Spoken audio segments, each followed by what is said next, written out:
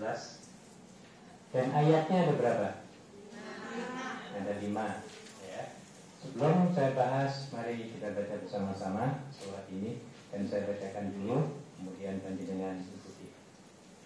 A'udzu billahi minasy syaithanir rajim.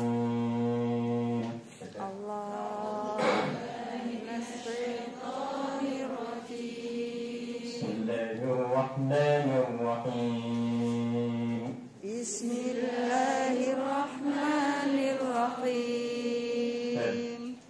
Yada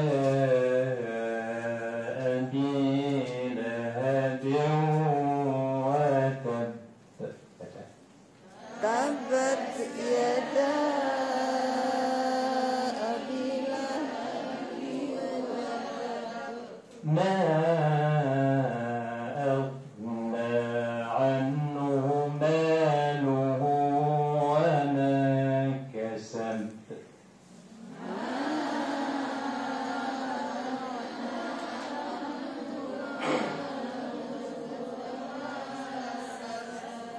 سيصلى نارا ذات لهب.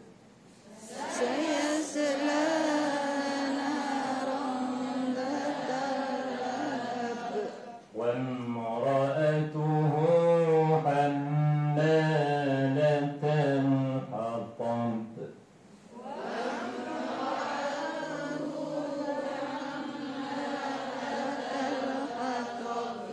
في جيدها حبل من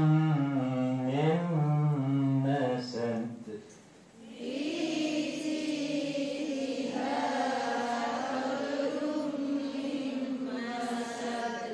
Apa sekalian ya?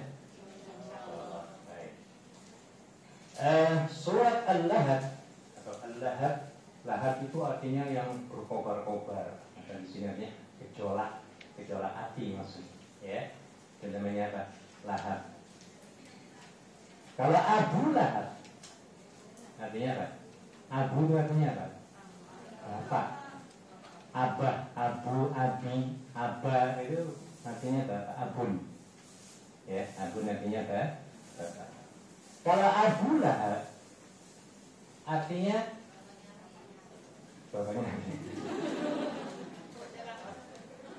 Bapak yang suka ngompor-ngompori, bapak yang suka ngobong-ngobongi, bapak yang suka bakar-bakari, bapak yang suka mengapi-apikan. Nah, ya. Bapak yang suka gosok-gosok, bukan gosok-gosok. Ya, memprovokasi. Ya, memprovokasi. Nah, ini mensabotase, provokasi dan lain sebagainya. Maka orang yang suka ngobrol-ngobrol, suka manas-manasi, kalau orang itu laki-laki disebut apa? Abu Lahab. Kalau perempuan, Ibu Lahab. Ummu Lahab. Yang ini ya, Ummu Lahab. Ya kalau Abi Lahab ya, Ummi Lahab. Ya. Ini kita supaya tahu. Ya, lahab. Arti lahab itu yang kayak api kemerah-merahan dan bergejolak. Kenapa disebut lahab? Itu kakek dari Abu Lahab itu sendiri, ya, menyatakan karena mukanya Abu Lahab itu kemerah-merahan, gantengnya tol. Nah, ya, kalau orang Jawa itu kan pipinya apa tuh? Betul, merah-merah hitam, pakai IR. Abu Lahab itu ganteng, kemudian kemerah-merahan lagi, kayak orang Londo mana itu, Swedia gitu, yang ke utara sana itu, ya, Belanda, Jerman itu apalagi kalau musim dingin mereka itu mukanya kemerah-merahan, dan itu gantengnya kok. Kalau perempuan ya cantiknya loh, terus pol. Nah, makanya Abu Lahab orang paling ganteng ketika itu. Ya, pokoknya dianggap sebagai orang yang paling ganteng, ya. Ataupun boleh yang saya tadi jelaskan, ya, karena dijuluki Abu Lahab itu karena suka mengapi-apikan, suka membuat gejolak di masyarakat, ya, terutama sekali, ya, dalam penyebaran syiar agama Islam. Abu Lahab itu siapa sih? Jangan disamakan dengan Abu Jahal ya dia. Kadang-kadang kita salah paham. Ya. Abu Lahab itu Abu Jahal. Abu Jahal ya lain orang gitu ya. Ya. Abu Lahab itu sebenarnya pamannya Nabi sendiri. Siapa Abu Lahab itu? Abu Lahab itu kakaknya bapaknya Nabi Muhammad sallallahu alaihi wasallam. Siapa bapaknya Nabi Muhammad? Abdullah Pak Abdullah. Ayo, ini harus benar nyebutnya ini. Itu Pak Abdullah itu loh. Abdullah Pak Abdullah. Yang Abdullah yang angkat tangan. Enggak ada yang mau. Yang Abdullah juga enggak ada yang mau. Tapi misalnya apa bulan puasanya harus jujur. Ya. Yang betul adalah Abdullah, bukan Abdullah. Nah, ada sebabnya loh. Ya, dalam Iqra itu ada, ya. Kalau nggak salah di 5 ada, ya. Antara Allah dengan lah. Kalau kita itu menemui perkataan Allah, kemudian sebelumnya itu garisnya fathah ataupun dhammah, maka lam jalalah lahnya itu disebut bel. Allah. Abdullah, bukan dhammah ya, garis depannya dhammah. Garis atas juga sama. Abdullah, innallah, innallah wa innallah. Jangan kayak Pakistan ya. Tapi kita semuanya lah ya. Allahu Akbar, Allahu Akbar. Ini kalau subuh doa ataupun komat ya. Gitu. La ilaha illallah. Kalau di pondok kita diprotes. Bener ini. Ini apaan ini lalala semuanya. Padahal sah-sah saja. Karena Al-Quran diturunkan itu melalui sab'atu ahruf, 7 huruf ataupun 7 macam, ya. Jadi boleh, karena orang Arab ketika itu juga enggak semuanya fasih. Contoh, orang Mesir, ibu kalau pergi ke Kairo atau ke Mesir, ya, maka kalau kita nanya masjid, mesti mereka itu menyebutnya masjid, pakai G. Masjid jadi apa? Masjid. Itu hampir semua masjid itu masjid, masjid dan masjid. Ya, qaf mereka bacanya jadi alif. Ya, qalbun kan artinya hati ya. Kalau mereka pakai albu, anta albi, you are my heart. Ya. Anta qalbi atau anti qalbi, engkau adalah mata hatiku. Qalbi, tapi mereka nggak bisa nyebutnya biasanya albi, ya. Qal jadi a, anta albi, ya. Qalbi banyak, apalagi di negara-negara lain itu lain logat, lain ucapan. Tapi itu diperbolehkan, ya, karena tidak boleh memaksa itu logat, ya, sesuatu kaum. Baik, jadi Abu Lahab adalah pamannya siapa? Nabi Muhammad sallallahu alaihi wasallam. Ketika Nabi Muhammad lahir, bapaknya sudah ada atau sudah meninggal? Sudah meninggal. Ketika Nabi lahir itu sudah dalam keadaan yatim. Ada nggak di sini yang lahir kemudian dalam kondisi yatim? Ada bu? Oh, bersyukur banget ya. Nabi dulu susahnya bukan main. Dari mulai brojol lahir, ya, mendapatkan banyak tantangan, apalagi dalam menjalankan risalah kenabiannya, ya. Nah, jadi seorang paman yang pada asalnya, ya, ketika Nabi baru lahir sampai umurnya bahkan sampai 40 tahun, itu kekeluargaannya luar biasa, nggak ada permusuhan sama sekali. Bahkan Nabi itu sewaktu kecil itu dianggap sebagai anaknya sendiri, ya, karena ketiadaan bapaknya, ya. Maka Abu Lahab juga sampai apa? memesan, kalau zaman sekarang itu sampai mencari kayak kita ya, tukang kalau kita kan di sini di kerja di rumah ya. Kalau Nabi itu enggak, ibu penyusu. Nah, ya, dicarikan oleh Abu Lahab ya. Di antaranya adalah siapa? Halimah As-Sa'diyah, Sulaibah Al-Aslamiyah, sampai 2 gitu. Ya, dicarikan ibu susu yang susunya itu pokoknya yang kualitasnya number 1. Dicari-cari ke kampung-kampung yang enggak ada polusi gitu ya.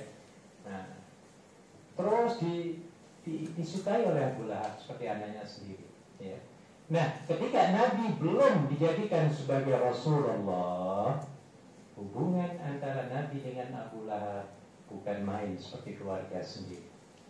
Tetapi setelah Nabi diangkat menjadi Rasulullah sallallahu alaihi wasallam, baru di situ ya menimbulkan ya, menampakkan permusuhan yang nyata.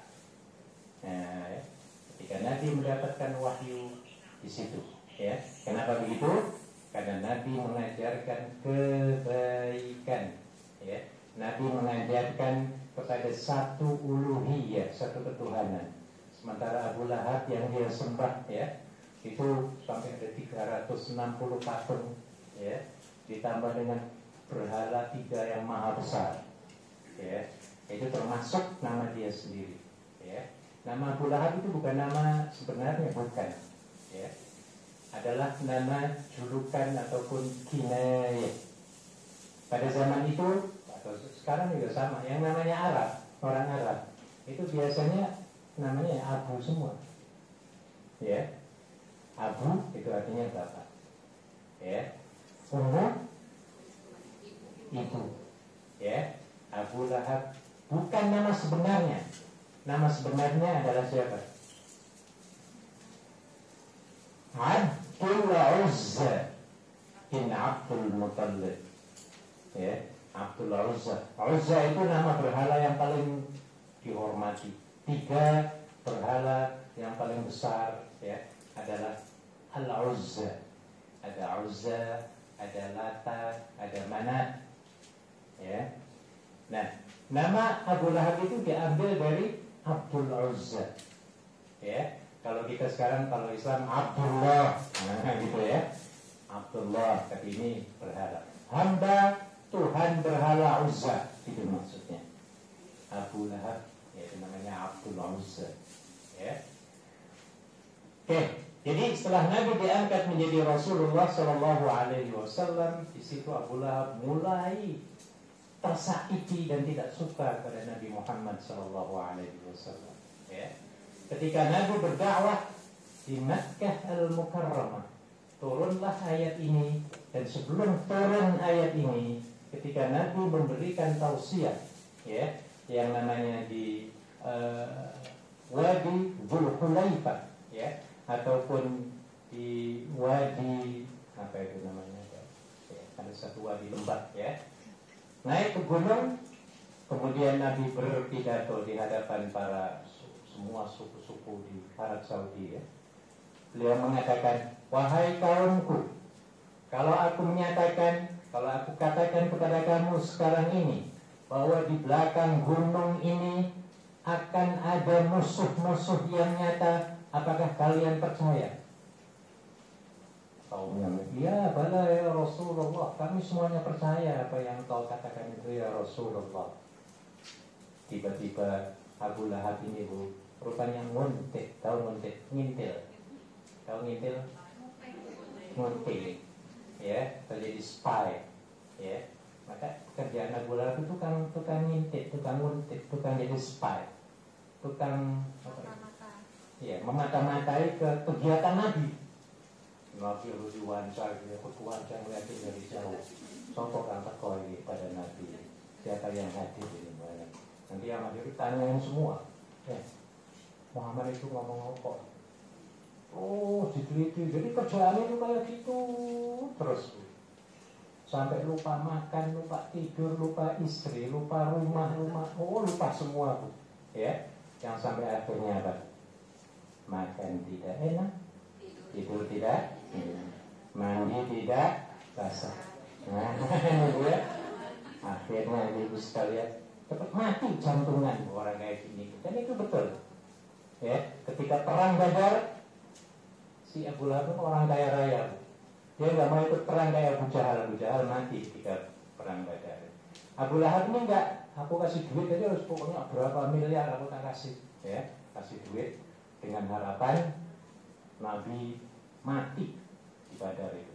Ya, tapi apa yang terjadi? Ya, malah justru pasukan Abu Lahab ini, Abu Jahal ini kalah terpanting-panting, bahkan sampai ada 70 yang mati, ya, dan 70 yang terluka berat. Ketika mendengar berita itu, jantung yang mau copot. Di sini aku buk, sama nggak bisa tidur lagi, ya. Dan ketika itu dia jantungan, ya. Dalam satu riwayat, walaupun Abu Lahab ini orang kaya raya, tapi hartanya tidak dapat memberikan manfaat untuk dia, ya. Tidak dapat dinikmati hartanya, sampai-sampai matinya itu dalam kondisi yang sangat mengerikan, ya, sangat mengerikan, dan orang pada takut, ya, dengan penyakit yang dia derita itu, yang mungkin lebih hebat dari corona ataupun dari HIV, ya. Sehingga setelah Abu Lahab mati, meninggal, 3 hari itu orang gak ada yang berani mendekat. Baunya itu dalam satu riwayat, ya, sak kecamatan itu kayaknya baunya itu apa itu, nyampe semua, apa itu, nyengat di hidung lagi, ya. Akhirnya orang gak ada yang mau nguburin. Tapi karena baunya terlalu lagi tambah menyengat, akhirnya terpaksa, ya mungkin pakai masker zaman sekarang itu, ya, untuk kuburannya itu dekat jasadnya itu di rumah, ya. Akhirnya diketuk, digali. Nah, permasalahannya lagi nggak ada yang mau ngangkat jasadnya yang sudah membusuk 3 hari, baunya kayak nauzubillah. Akhirnya apa? Didorong pakai kayu saking takutnya. Kayak buang bambu itu panjang, ya, kayak gini. Disodok-sodok nih jasadnya di sini, lama, ya, sampai jatuh di kuburannya itu, sampai begitunya, ya. Kemudian orang-orang di kampung, ya, mereka mendemnya itu, ya, menguruknya itu dari jauh, ya, melempari dengan tanah, dengan batu sampai meninggi. Yang sekarang ada kuburan Abu Lahab, ya, namanya di kampung Abu Lahab. Jadi lu bisa melihat di YouTube teman-teman kita yang tinggal di Mekah. Teman-teman kita buat YouTube di Mekah, ya. Oke, baik, kita menuju ke kajian surat, ya, intinya. Tabbat yada abi lahab wa tab. Tabbat itu apa artinya? Binasa, rusak, celaka, hancur, bangkrut. Itu tabbat. Apa yang binasa? Yada abi lahab. Yada itu pada awalnya tangan, ya. Tangan itu kan diantara anggota badan kita yang paling berkuasa, ya, Bu, ya. Itu tangan itu, iya. Karena tangan ini bisa apa? Bisa mukul, bisa mecah, bisa nggak menterminat kita tangan itu? Oh, bisa tak tulis, kirim ke imigrasi, gitu, ya. Ini sini tak pecat PHK-nya sekarang juga, misalnya, ya. Ini berkuasa tangan ini, ya. Maka disebut sebagai yada, ya. Hancurlah tangan siapa? Abu Lahab. Abu Lahab. Jadi kekuasaan yang dia miliki, orang terhormat Abu Lahab itu, ya. Keturunan orang terhormat, duitnya banyak, kekuasaannya banyak, anaknya banyak, ya. Propertinya di mana-mana, ya. Tapi semuanya hancur-cur, kata orang Surabaya, ya, dia. Hancur apa? Hancur-cur semuanya itu, ya. Gak ada gunanya. Kemudian diperkuat oleh Allah dengan kata-kata watab. Nah, diperkuat, sudah awalnya tabat, akhirnya apa? Watab, ya.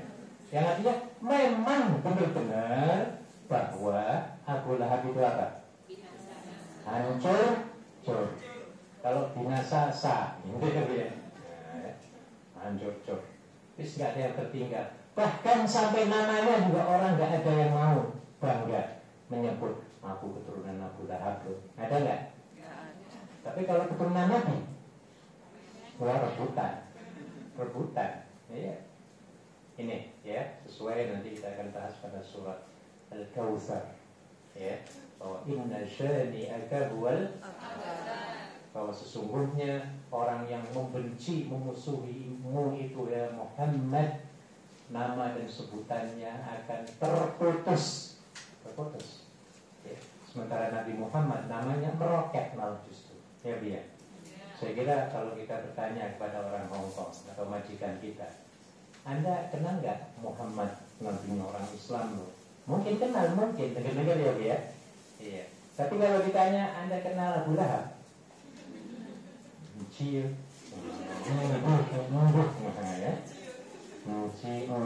apa lagi? Man semua ya. Mereka nggak tahu itu, ya. Tapi Nabi Muhammad namanya di mana-mana disebut, ya. Oke. Jadi yang hancur apanya Bu? Tangan ataupun kekuasaan, ya. Kemudian dijelaskan lagi, ma aghna anhu maluhu wa ma kasab. Ma aghna, tidak ada gunanya, anhu, baginya atau daripadanya. Apa yang tidak ada gunanya? Hartanya itu, walaupun mempunyai kekayaan properti melimpah ruah, ya, tapi sama sekali tidak memberikan manfaat untuk dirinya sendiri. Kenapa begitu?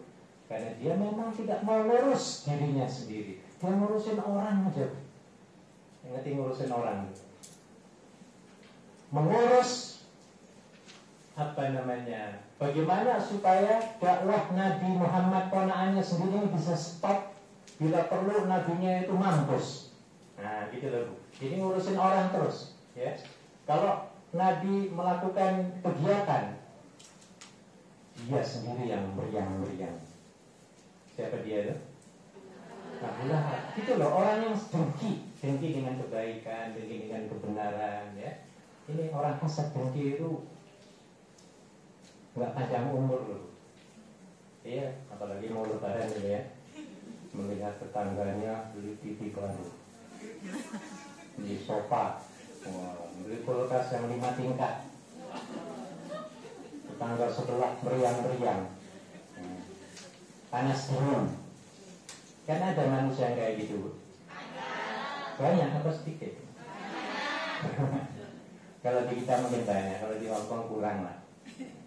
Iya, karena di sini orang sudah biasa ya. Ya kalau di kampung, wah sudah curiga semua ya. Sampai malamnya nggak bisa tidur. Iya, padahal duitnya duit dia, duit sendiri, kerja sendiri, malah dia yang meriang-meriang. Nah, Abu Lahab itu kayak gitu, ya. Nah, jadi orang yang banyak propertinya, ya, tapi hatinya sakit karena sifat dengkinya, maka orang itu akan hancur dan tidak sempat menikmati kekayaannya. Sama lah kalau kita misalnya ada orang kaya misalnya di kampung, kambingnya ada 20.000, bebeknya 30.000, ayam juga 30.000, sapinya 15.000, sawahnya 20 hektar, kebunnya 10 hektar, rumah sewanya kayak yang loyal di kita ya, yang di Indonesia ada itu yang pengacara terkenal 30 miliar. Kenal ya? Oh itu properti apartemennya 200 apartemen, tuyang dia, keliling sana. Jadi kalau kita melihat orang kaya ya, tadi saya katakan ya, kekayaan yang melimpah ruah, akhirnya setiap waktunya dia ngelilingi terus, ya.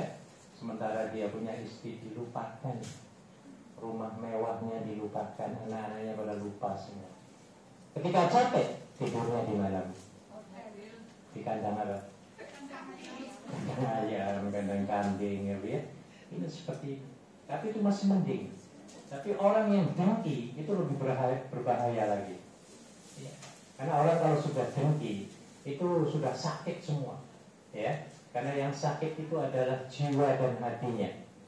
Kata Nabi, kalau hati seseorang itu sakit, maka keseluruh anggota badannya akan sakit. Tapi kalau hati itu sehat, maka semua anggota badannya akan apa? Sehat. Maka harus menjaga hati kita ya, biar jangan sampai terkontaminasi oleh penyakit hati. Apa di antara penyakit hati itu? Ya kata dia gula hati itu. Melihat kebenaran, ngok-ngok, kita ngok-ngok. Panas, sama dengan namanya lahar. Jadi meluap-luap, ya. Kepanasan, kelojotan lagi, ya. Akhirnya lagi waktu mau makan itu tersedia semua sate, opor semuanya. Tiba-tiba Nabi lewat dengan teman-temannya rombongan mau melakukan dakwah. Kira-kira makannya enak apa nggak jadi apa nggak? Nggak jadi. Nah ya, akhirnya ya itu yang seharusnya dia menikmati makanan yang enak itu, ini malah dia berlapar-lapar, ya. Sementara jasadnya menjerit. Kenapa menjerit? Karena tidak diberikan makanan energi yang mencukupi, yang seharusnya disiram ataupun diberi makanan ketika itu tidak jadi makan. Gara-gara apa tadi?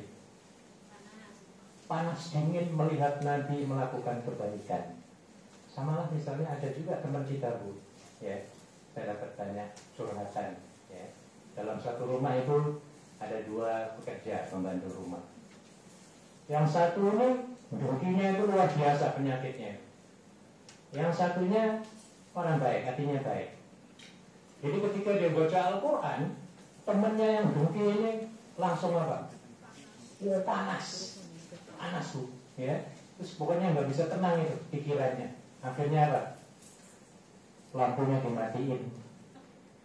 Lagi ngaji gini, padahal nggak ganggu, suara juga nggak ada. Dia ngebaca Quran aja, membaca diem, ya. Nah, tapi orang yang dengki, kira-kira senang hatinya apa enggak? Oh, akhirnya dia bereaksi, setan yang berzikir, mbak. Matiin dia tuh lampunya tuh biar dia berhenti ngaji. Kata siapa? Kata Mbak Eko, benar juga ini, hebat ini. Nasihatnya bagus. Akhirnya dituruti kok. Wah, sudahlah jadi permusuhan, ya Bu ya. Iya. Waktu sembahyang, setan bisiki itu. Mbak, setelan danggutmu itu yang kencang suaranya ya. Oh, disetel danggutnya. Oh, dangdutan akhirnya terganggu. Nah ini ya. Jadi ketika melihat orang lain melakukan kebaikan, ya, melakukan kebenaran, malah orang itu sendiri yang kelojotan. Nah, kita naudzubillah ya, biar jangan sampai terserang penyakit apa? Hasad dan dengki. Abu Lahab kayak gitu, Bu, ya. Tukang ngompori malah justru, ya. Namanya juga Abi Lahab. Ada sedikit-sedikit berita tentang Muhammad, dia cari-cari, ya, kemudian memburuk-burukan Nabi Muhammad. Ini disebut sebagai Abi Lahab, ya. Kita yang ibu-ibu ini jangan sampai menjadi Umi Lahab. Jangan ya dia, jangan jadi tukang kompor, ya, tukang provokasi, ya, tukang manas-manasi orang. Salah satu terjadi bencana tsunami rumah tangga, ibu sekalian, ya. Saya mempelajari kajian rumah tangga, ya. Ternyata, ya, salah satunya adalah ada pihak ketiga yang mengompori, atau pihak ketiga yang mengompori itu, ya.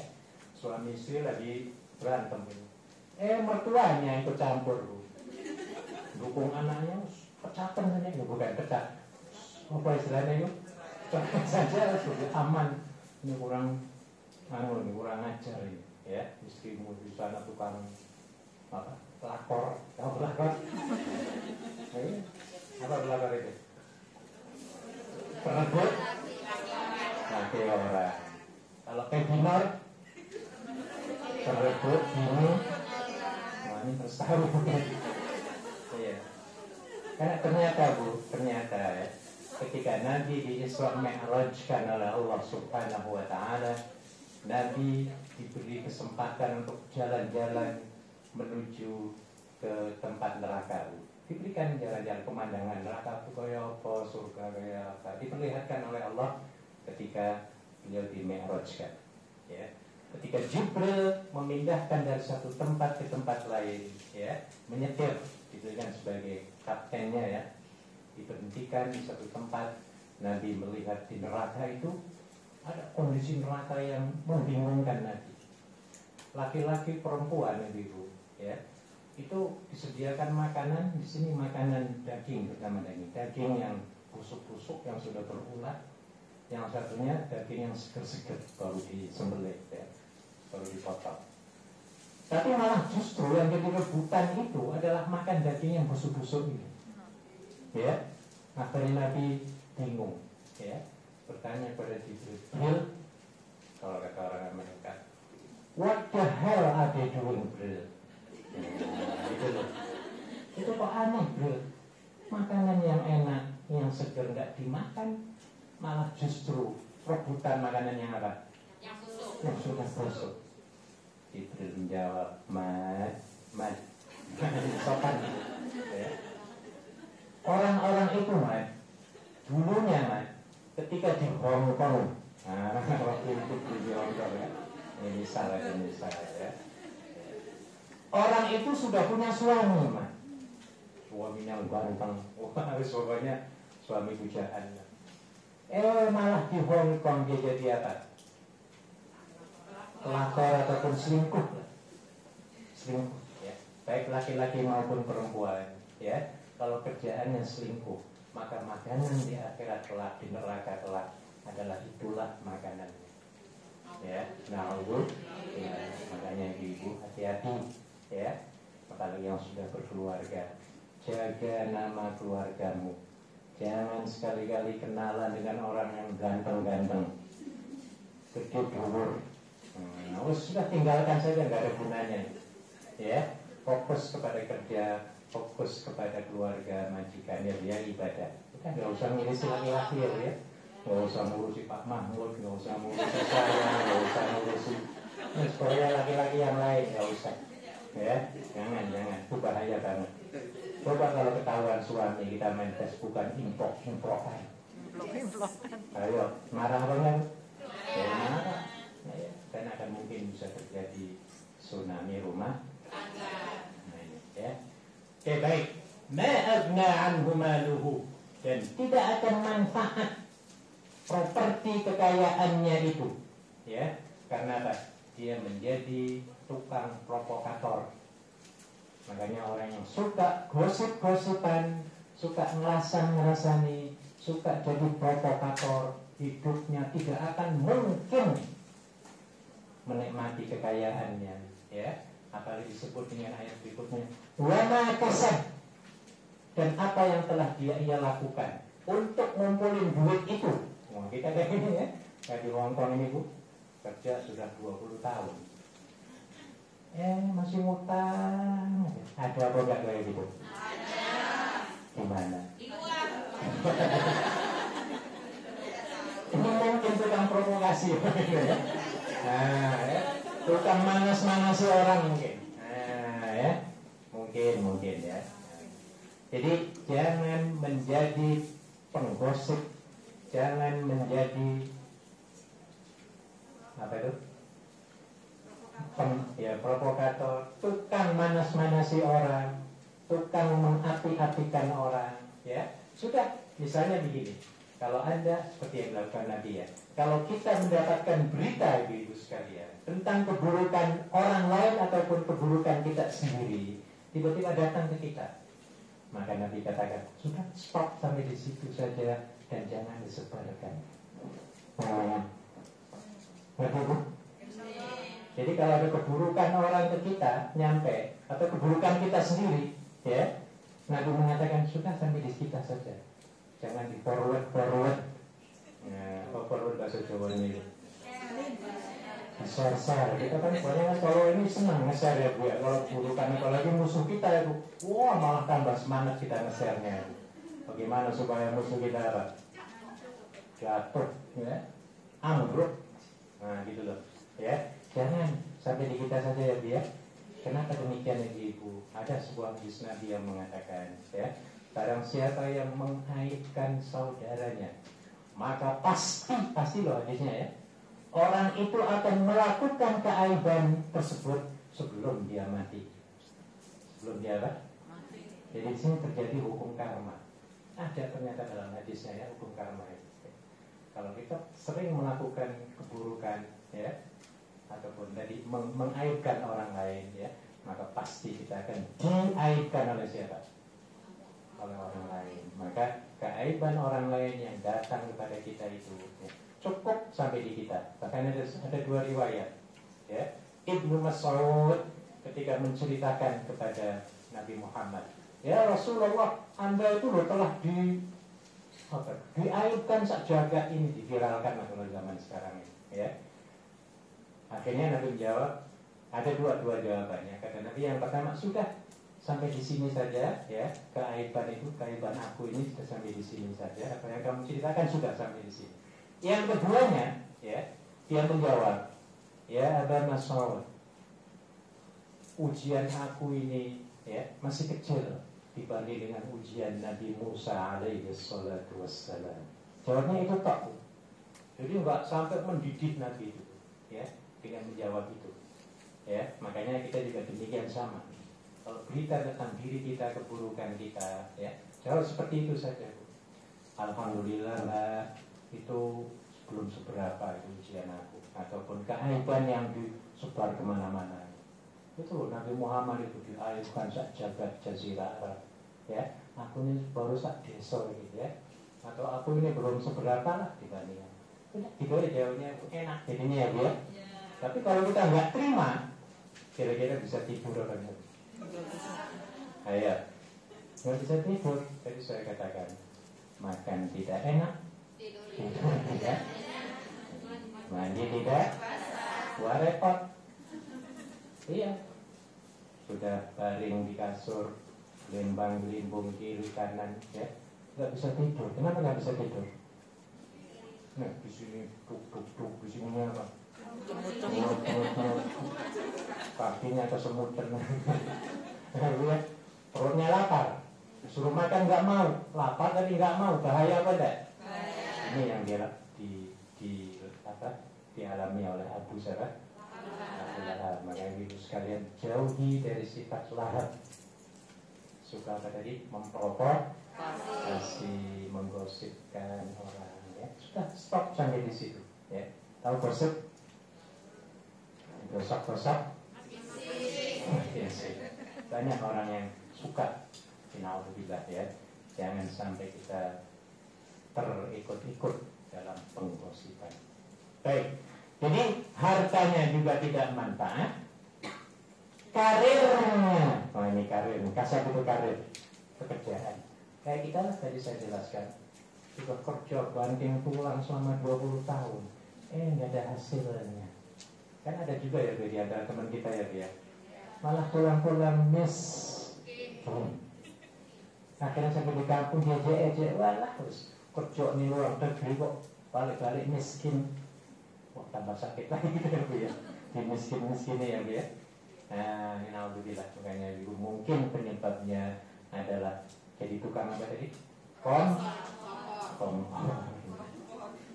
kompor, tukang ngompori orang. Jangan sekali-kali memanas-manasi. Baik, Abu Lahab itu sudah di dunianya itu kepanasan terus, kayak neraka panasnya Bu, ya. Ya, di dunianya sudah seperti itu, sampai dia jantungan itu, penyakit yang kronis itu gara-gara kepanasan. Melihat kebaikan yang dilakukan oleh Nabi, dia langsung panas dingin. Jadi sudah di dunianya kepanasan terus hidupnya. Di akhirat, nah ini dijelaskan oleh Allah. Sayasla naran dzata. Apa artinya? Kelak dia akan masuk ke dalam yang lahab itu, lahab semua ini, ya. Kelak dia itu siapa? Abu Lahab siapa tadi namanya?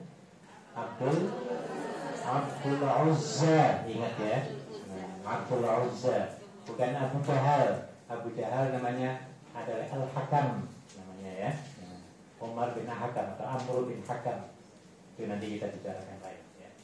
Jadi sudah di dunianya seperti neraka hidupnya, walaupun dirinya itu kaya raya ya, tetapi seperti dibakar dalam neraka itu di dunia.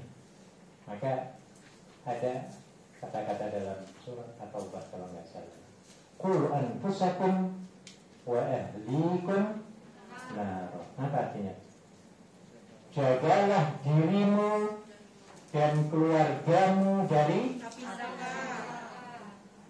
api neraka. Di sini bisa ditafsirkan kepanasan dunia ya, ditambah kepanasan akhirat ya. Jaga jangan sampai kita tuh jadi panas dingin gitu loh ya, kayak Abu Lahab tadi ya. Jadi melihat kebaikan harusnya alhamdulillah ya.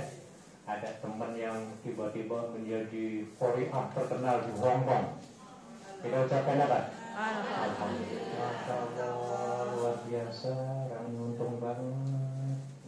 Tapi ada juga temennya yang apa? Meriang-meriang. Ya ada loh Bu.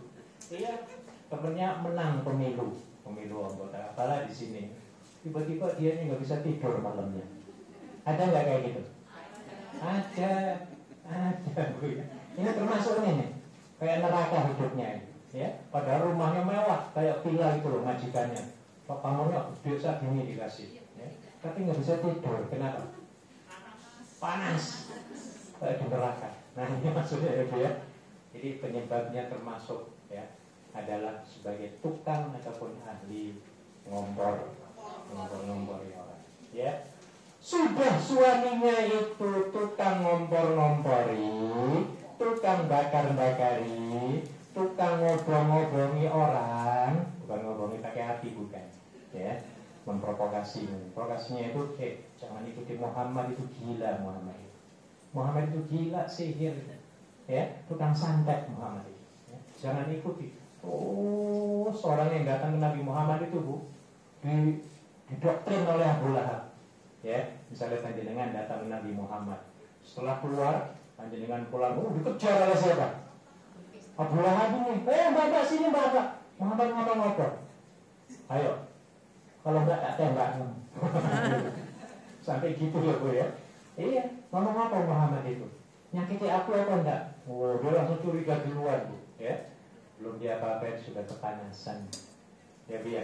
Apalagi orangnya masih hidup, ayatnya turun. Wah, tambah lagi apa Bu? Tambah panas loh. Tiba-tiba ada Abu Lahab lagi duduk di sini, imamnya di bawah itu baca surat ini. Apa isinya? Tabbat yada, wow, sampai panas di sini tuh. Tambah kobongan itu loh. Padahal belum mati. Ya. Kalau mati lain lah panasnya, bukan di dunia ya Bu ya. Iya, orangnya di sini, ya, dibacain semua oleh umat Islam kita dari imam ya. Ya, wah, kita dengar itu tambah seperti neraka kepanasan. Ya, ini ya. Jadi tolong stop berbuat apa? Provokasi, ya, ngompori dan lain sebagainya. Ya. Wa imra'atuhu. Apa imra'atuhu itu? Dan begitu juga istrinya. Wah, ini klop namanya. Ya, suaminya tukang ngompor, istrinya. Wah, ini namanya klop banget itu. Iya. Sekilas apa ya bahasa Jawa ini?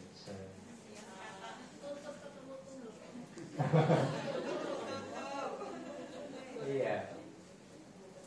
Wa imra'atuhu, dan istrinya sebagai hammalatul apa hammalah pembawa al-hatab, kayu bakar, itu diumpamakan ya. Jadi dan memang bukan sekedar pengumpamaan, tapi memang kenyataannya begitu ya. Jadi hammalatul hatab, kalau kayu bakar itu kan untuk ngobong ya dia. Ngobong apa? Api di mana? Tungku. Di dapur, gimana ya Bu ya? Biar panas gitu loh. Nah, jadi sudah suaminya namanya Lahab, istrinya pembawa kayu bakar. Wah, maksudnya tukang ngomong-ngomong juga lah, ya, tukang memfitnah. Dan istrinya ini Bu, yang namanya, barangkali ada yang ingat siapa namanya? Ummu Jamil. Ini sebutannya Ummu Jamil, ya. Tapi nama aslinya namanya Urwah, ya. Urwah itu nama istri Abu siapa? Abu Lahab, ya. Abu Lahab, namanya Urwah, ya.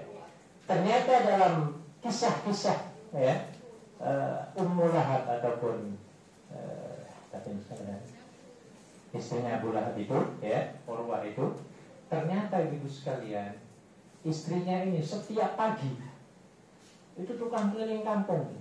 Keliling kampung, setiap rumah diketuk pintunya, tok tok tok tok tok. Assalamualaikum, Sosan bukan, Assalamualaikum lah. Sosan Mbak. Ya Sosan, ya aku mau pesen ya, jangan percaya Muhammad itu gila itu, ya. Terus pokoknya apa yang diajak dikatakan Muhammad jangan percaya. Terus udah itu pindah lagi gitu, ngomong gitu terus sekampung setiap harinya begitu. Kira-kira orang kalau sudah begitu itu Bu, ingat makan apa enggak? Ingat suami yang ganteng kayak Abu Lahab apa enggak? Enggak ingat semua tuh. Anak sudah terbiar, ya. Padahal duitnya banyak, karirnya bagus, propertinya di mana-mana. Tapi kalau hatinya busuk, tidak bisa menikmati kekayaannya. Ya Bu ya. Jadi sakitnya tok. Nah ini ya, karena tidak beriman kepada Nabi Muhammad Sallallahu Alaihi Wasallam. Padahal kalau beriman saja, wah harta yang banyak itu Bu akan menjadi jariah, ya, peninggalan, ya, dan akan menjadi investasi akhirat. Hidupnya enak, tenang, sehat, ya Bu ya, bisa membantu kebenaran, perjuangan Rasulullah. Tapi ya itulah setan. Setan itu kan ada 10 menteri nasinya, ya. Salah satu menterinya adalah Dasim. Nasinya Dasim. Dasim itu adalah satu orang menteri setan yang ditunjuk, dilantik oleh Perdana Menterinya Ifrit untuk mengepalai Departemen Urusan Pengadu Dombaan Manusia yang disingkat menjadi Depur Dudon. Depur apa? Depur Dudon. Departemen Urusan Pengadu Dombaan Manusia. Singkatannya apa? Depur Dudon. Siapa namanya? Dasim. Bukan Dasinem, bukan ya. Dasim.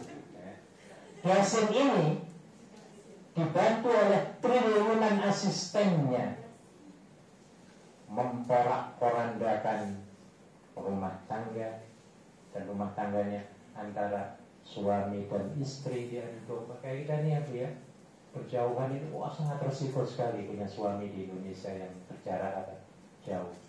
Betul kan Bu? Panjenengan merasakan ya Bu ya? Iya, busananya curiga aja. Ngurujai kita, jangan-jangan hari Minggu dengan orang yang berdibur.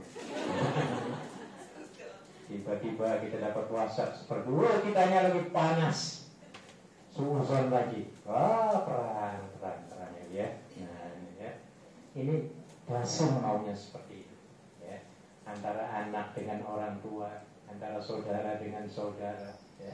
Apalagi orang tuanya kaya, anaknya ngerepin, hanya bapaknya apa?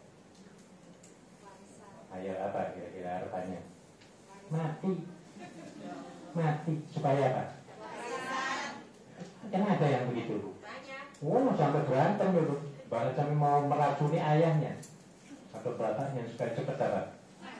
Alhamdulillah, ini kerjaan siapa? Dasim itu ya. Antara keluarga, antara organisasi. Wah, ini saya ngomongnya kuat, ini keras. Karena memang gak ada organisasi yang adem ayem itu kawan aku. seluruh dunia itu, entah organisasi Kristen, Buddha, Hindu, sama. Setan itu semuanya objeknya sama. Ya, mengadu domba siapa? Manusia. Yang namanya organisasi mesti ada itu. Makanya ibu yang jadi ketua,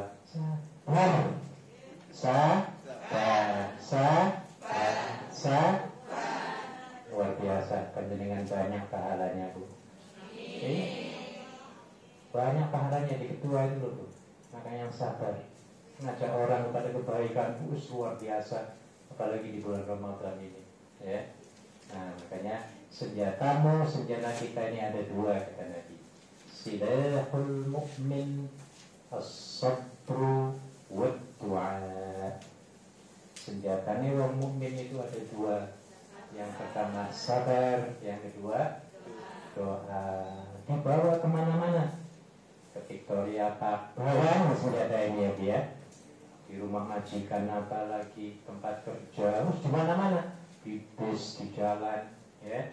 Ketika di jalan nih, dari sini ke WD, kan lagi penuh. Tiba-tiba di depan kita, senjata kita ada tuh.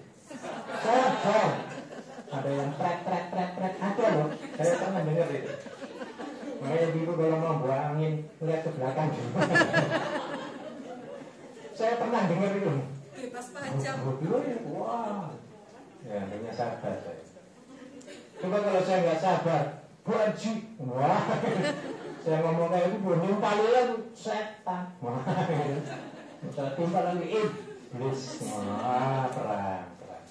Nah, ya, jadi kudu apa? Tenang, malah harus bersyukur. Alhamdulillah di depan ini baru ngeluarin angin, gitu loh. Mudah-mudahan sehat orang itu. Bisa dong ini kayak gitu. Tapi ya setannya nggak mau. Setannya suruh mangkal di sini nih. Nah, ini kurang ajar. Nggak punya akhlak. Wah, itu setannya di sini. Iya. Gitu sampai ngomongnya metik-metik setannya. Sudah wa mra'atuhu hammalatal hatab. Kerjaannya apa? Bijidiha. Jadi ternyata ibu-ibu sekalian, istrinya itu tadi di lehernya ada tali dari sabut yang dipuntal. Sebagian ahli tafsir menafsirkan, menerangkan bahwa memang betul sebenarnya Ummu Lahab itu ataupun tadi siapa namanya? Ummi Jamil, nama aslinya siapa? Urwah. Ya. Itu sebenarnya tukang nyari-nyari kayu yang berduri di sini sebutnya. Kayu-kayu apa? Berduri. Kayak kita rumahnya di sini lah. Kayu-kayu berdurinya di sebelah alas roban sebelah sana misalnya ya. Dia setiap pagi nyari itu, setiap hari lah nyari kayu-kayu yang berduri. Kemudian setelah dapat dia pikul sendiri, dibawa sendiri di lehernya di sini. Karena kalau taruh di sini kan bisa apa? Dia diikat pakai ini kemudian kayunya yang nggak tahu kayak apa bawahnya ya supaya nggak kena tusuk-tusuk itu, tapi diikatkan di lehernya ada talinya ya. Apa tujuan kayu-kayu ini ibu sekalian? Ternyata ini pendengkil luar biasa ini bahayanya.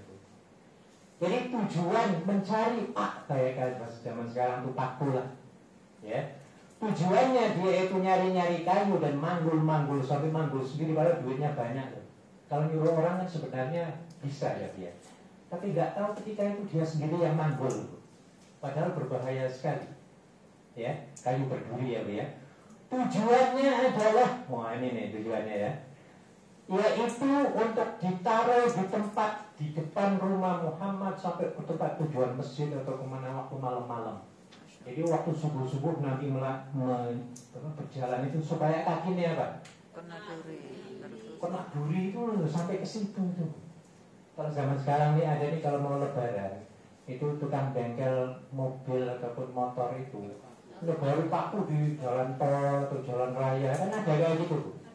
Ada nggak? Supaya apa? Supaya banyak duitnya dia ke situ semua ya. Di sini bengkel dia taburnya di sini, tabur di sini, tabur di sana, tabur di sini ya. Akhirnya kan bahannya apa Bu? Berdos apa ya? Maksudnya berdos ini pecah, ini bocor, ini waico. Ada waico ya? Waico rusak ya Bu ya. Nah ya. Akhirnya pada kesini, jahat banget orang ini namanya kayak kayak ini, sampai ke situ pikirannya, tapi nggak bisa tidur. Ya, ketika sebelum subuh Nabi berkata, dia ngintip padahal belum tidur loh, Umi Lahab itu, saking apanya?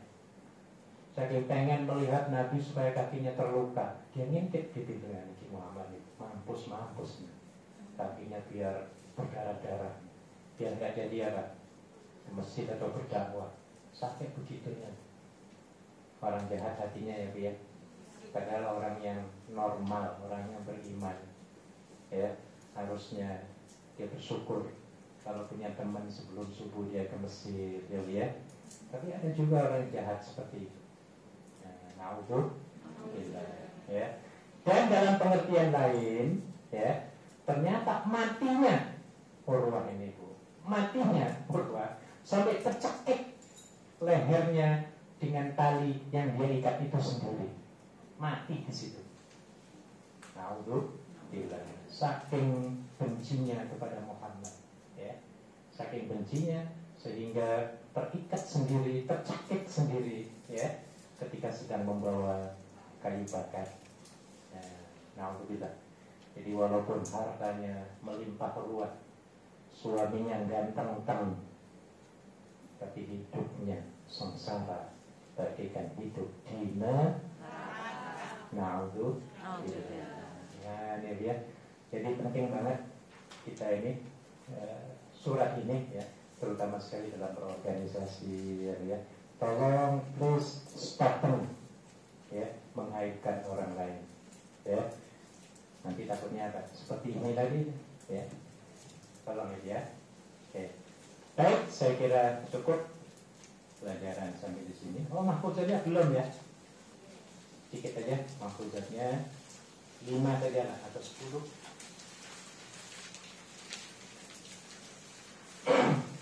Mahfuzatnya artinya ada di paling belakang itu, ya. Saya baca, nanti tolong minggu depan dihafal. Sanggup nama badan. Saya minta 5, masa nggak bisa, 1 hari 1, ya. Saya minta 5 aja supaya bisa dihafal, ya. Yang pertama, proverb ataupun kata-kata mutiara menjadi. Kalau ini sudah tahu semua. Sopo uangnya yang sungguh-sungguh mesti berhasil, mesti dapat. Ya, siapapun mau nyari duit, dia kerjanya keras, kerja cerdas, kerja ikhlas, mesti dapat. Mau cari ilmu, kayak panjenengan ini, ya, saya bersyukur banget, ya, melihat perkembangan panjenengan teman-teman semua yang walaupun dulunya sebelum panjenengan terbang, ada enggak sih niat panjenengan itu? Aku kalau di Hongkong mau ngaji, ada enggak? Hah? Ada. Aku mau ngapal Quran, ada enggak? Hebat. Tapi saya kira jarang. Yang dipikir apa? Dolar kan? Nah, ya. Tapi sampai di Hongkong, ketemu masjid, ketemu teman-teman yang baik, ya, ketemu ahlul Quran, ya, sehingga kita bisa bergabung. Nah, bahkan yang dulunya tidak ngerti sama sekali baca Al-Quran, Iqra, ya, sampai di sini, wah, menjadi apa? Qari'ah nasional Hongkong. Ada juga seperti itu, ya, yang tadinya nggak bisa sembahyang sampai di Hongkong, wah hebat, ya, yang tadinya greget megang mic, sekarang ketika aktif di organisasi, wah kayak singa di meja, singa di podium. Nah, dia, ya, penjaringan ini begitu semuanya, alhamdulillah, ya, bisa jadi MC, bisa baca Quran di depan, gitu, ya, bisa jadi ketua, bisa jadi pengurus. Ini luar biasa loh, Bu, ya. Ini dikarenakan apa? Menjadah. Yang kedua, mansara ala darbi wasala. Apa artinya? Siapa yang berjalan pada relnya akan sampai. mesti sampai. Ya, barang siapa yang berjalan di atas jalannya yang benar mesti sampai. Ya, panjenengan niat malam tadi, aku mau ngikut pondok Ramadan di masjid apa? Wansai. Niatnya benar, ya, dan jalannya benar. Walaupun sampai di tengah jalan dibisiki, Mbak, ayo kita ke sek ombak tak traktir loh, Mbak. Semua tak traktir, aku tak kasih angpau, Mbak, $200. Ya. Orang yang jalannya benar, niatnya benar mau ke Masjid Wansai ini, kira-kira sampai aku nggak ke Masjid Wansai jam 10 pas. Sampai apa enggak? Sampai. Tapi kalau niatnya separuh-separuh, ditawari, disuap kayak tadi di tengah jalan, kira-kira nah ini repot. Kayak ibu, jalannya aku lurus, ya. Apapun godaan di jalan, kita katakan no way. No way, Mbak. Aku wis niat malam tadi Mbak mau ke itu sana itu, ya, ke Wansai. Nah, kayak gitu ya, ya. Kemudian man sabara zafar. Gampang mengatakannya, Bu. Sapa wong kang sabar iku mesti loh, Bu. Ya, siapapun, ya. Dan muslim yang sabar itu mesti berhasil. Ya. Ibu kenal dengan namanya Lee Ka-shing.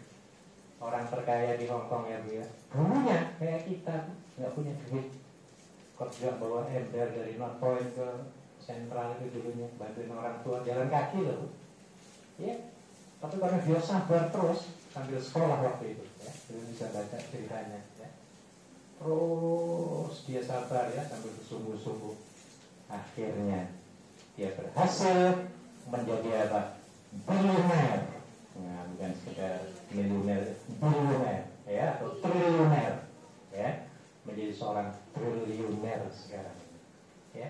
Semua orang-orang yang berhasil, baik dari segi ilmu, dari segi apapun, ya, dulunya adalah orang-orang yang sabar, yang sabar, ibu-ibu, ya, ya, diejek-ejek orang, sabar, kurang ongkos, sabar, kurang makan, di terminal sabar, itu loh. Kalau majikan aku masih banyak, di Yunrong ada 1.000, di Taiwan ada 500, itu loh. Di Sentral masih banyak, ya. Aku pokoknya kudu sabar, harus mesti dapat karena masih banyak calon apa? Majikan. Jadi perlu kesabaran. Kemudian yang keempat, man qalla sidquhu qalla sadiquhu. Ya, man qalla sidquhu qalla sadiquhu. Ya, apa artinya? Siapa sedikit kejujurannya, sedikit temannya. Jelas. Ngomongnya kok ngapusi terus.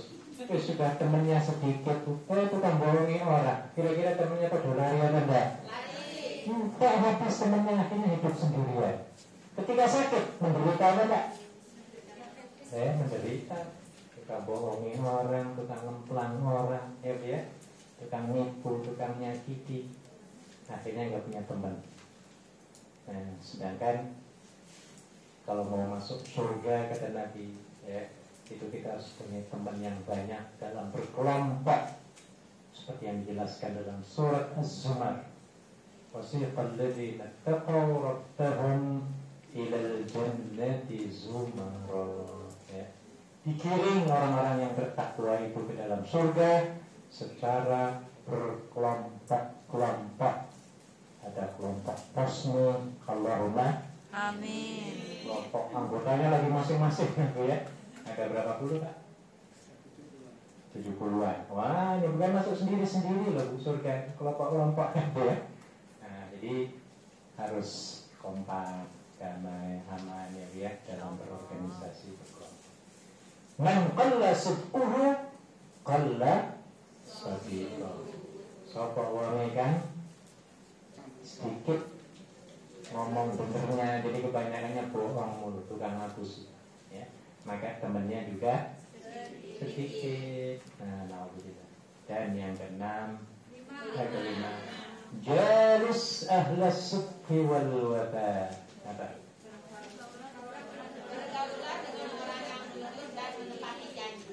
Nah, berteman itu kata Nabi dalam hadis itu seperti kita itu memasuki pabrik ataupun toko minyak wangi dan pabrik api. Ya. Kalau kita masuk ke toko minyak wangi, walaupun nggak beli ya 2 menit dari situ. Keluar baunya wangi apa enggak? Wangi. Apalagi udah tester prot kan saya juga suka kadang-kadang gitu ya. Iya, kalau lupa nyemprot di rumah itu, dan makan aja disasar. Tapi jangan banyak-banyak. Nah, ya. Iya, ini cepat masuk, keluar dari situ bau wangi, ya.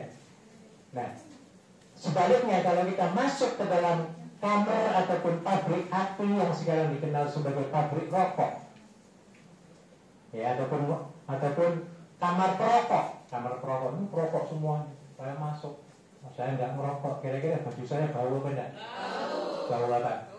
Nah, makanya pergaulan itu sangat menentukan, ya, kepada siapa kita bergaul. Kalau bergaulnya dengan pencuri, ya jadi bergaulnya dengan tukang bohong, ya tukang apusi, ya. Sebaliknya kalau kita bergaul dengan orang-orang yang baik, orang-orang alim, ahli Quran, ya, orang-orang yang bijak, kita juga akan kecipratan, ya. Maka jaga pergaulan. 7. 6 lagi. Mawaddatus sadiqi tadharu waqtad diki. Apa maksudnya?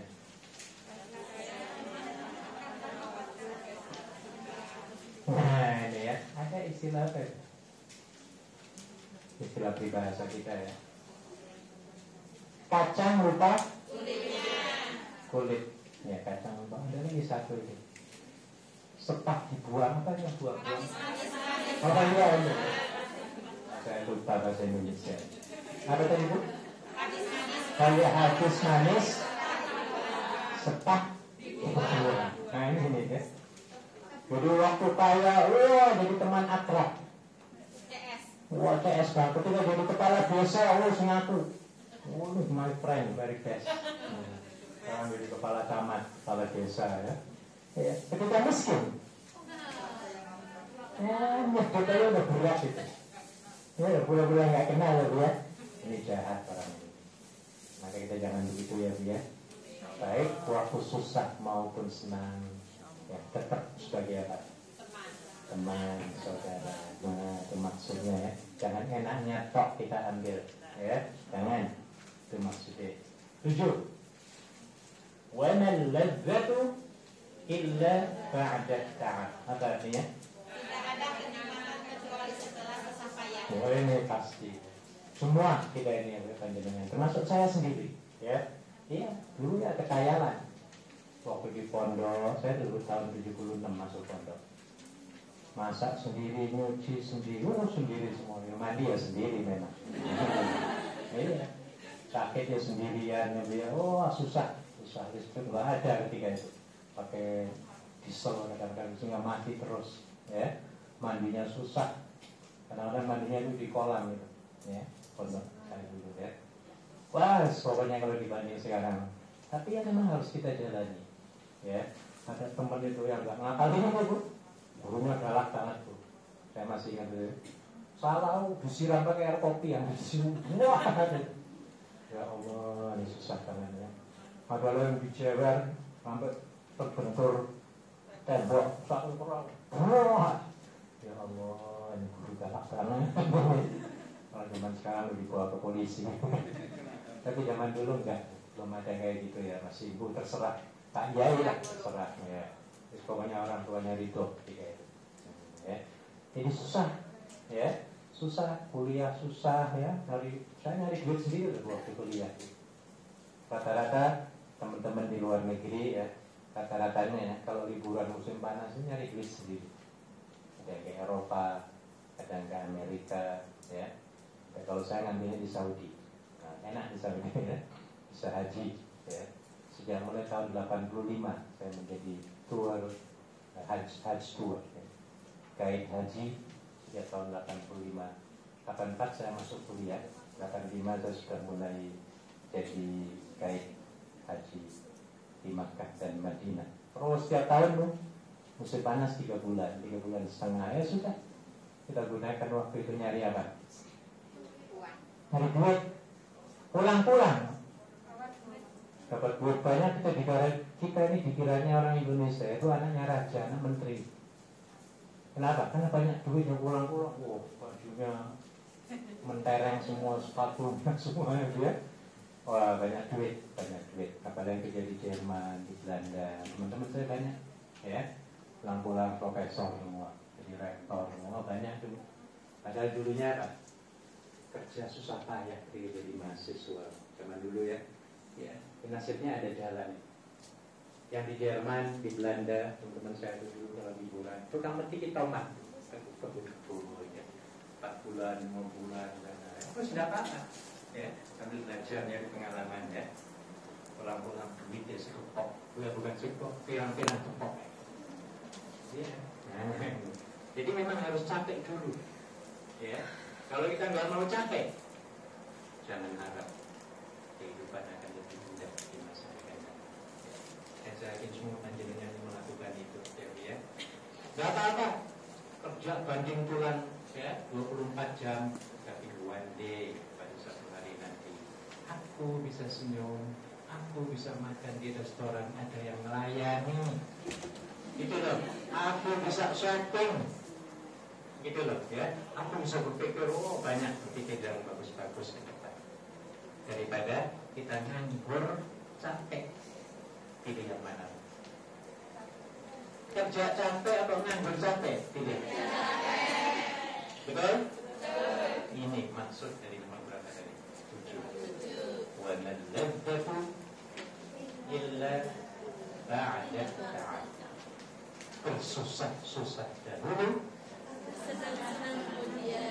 inna ma'al usri. Terus tidak apa-apa panjenengan itu berpisah dengan suami sudah yang 5 tahun, 7 tahun, tidak apa-apa mas, kita berpisah.